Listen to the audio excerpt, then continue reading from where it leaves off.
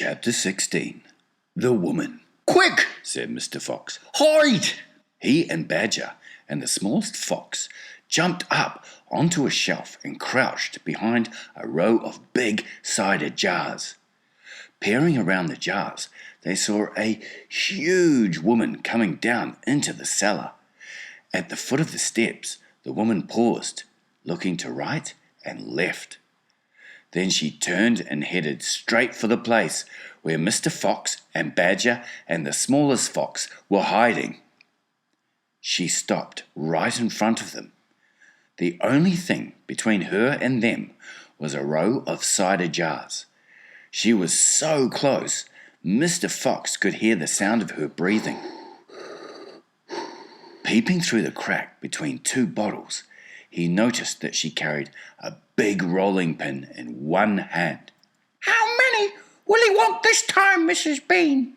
the woman shouted.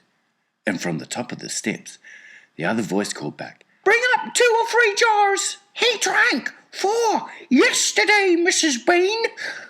"Yes, but he won't want that many today because he's not going to be up there more than a few hours longer. He says the fox is bound to make a run for it this morning. He can't possibly stay down that hole another day without food." The woman in the cellar reached out and lifted a jar of cider from the shelf.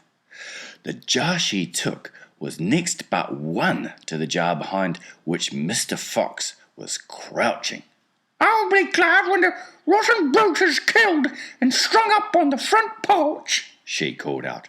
"And by the way, Mrs. Bean, your husband promised I could have the tail as a souvenir." "The tail's been all shot to pieces," said the voice from upstairs. "Didn't you know that?"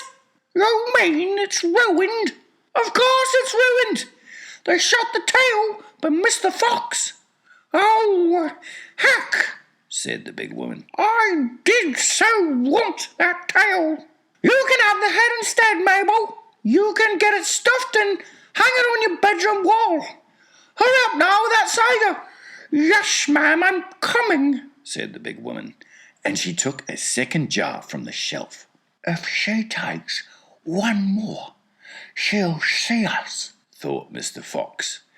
He could feel the smallest fox's body pressed tightly against his own, quivering with excitement. "Will 2 be enough, Mrs. Bean, or shall I take 3?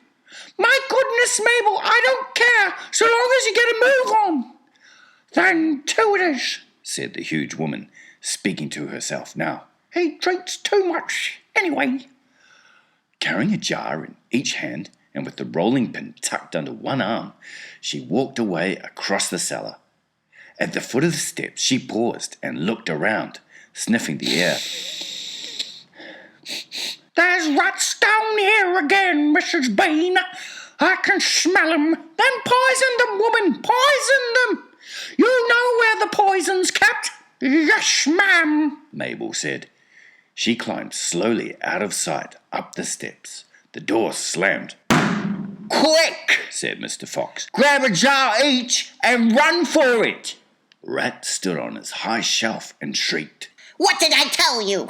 You nearly got nabbed, didn't you? You nearly gave the game away.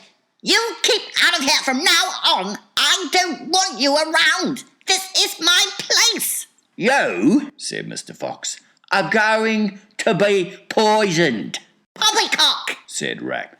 "I sit up here and watch her putting the stuff down. She'll never get me." Mr. Fox and Badger and the smallest fox ran across the cellar, clutching a gallon jar each. "Goodbye, Rat," they called out as they disappeared through the hole in the wall. "Thanks for the lovely cider." "Thieves, shrieked Rat. robbers, bandits,